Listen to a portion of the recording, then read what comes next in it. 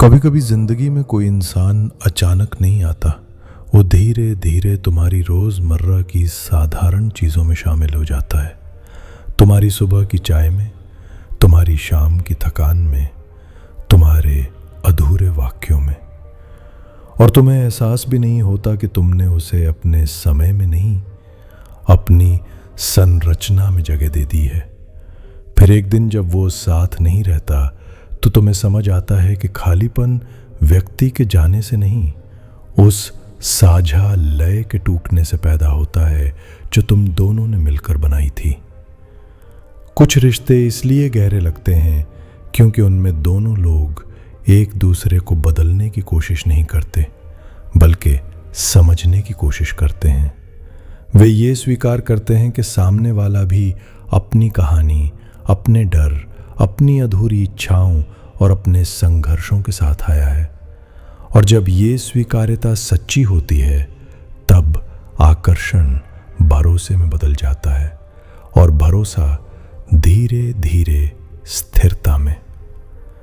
कभी ऐसा भी होता है कि तुम किसी के साथ रहते हुए अपने भीतर की आवाज साफ साफ सुन पाते हो, जैसे वो व्यक्ति तुम्हें खुद से जोड़ने का माध्यम बन गया हो।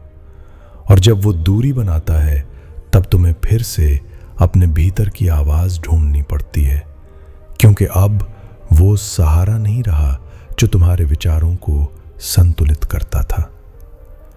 प्यार का एक गंभीर रूप वो है जिसमें उत्साह कम और जिम्मेदारी अधिक होती है, जहां मुझे क्या मिलेगा से ज्यादा मैं क्या दे सकता हूं महत्वपूर्ण हो जाता है।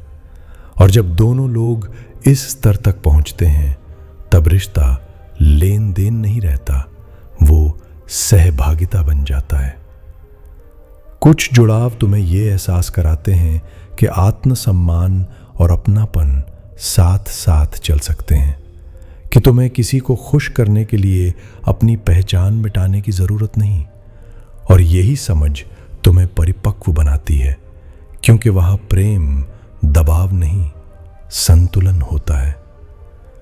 जब कोई व्यक्ति तुम्हारी असफलताओं में भी तुम्हारे प्रयास को देखता है, तुम्हारी गलतियों में भी तुम्हारी नीयत को समझता है, तब रिश्ता सिर्फ भावना नहीं रहता, वो एक सुरक्षित स्थान बन जाता है जहां तुम बिना मुखौटे के खड़े हो सकते हो।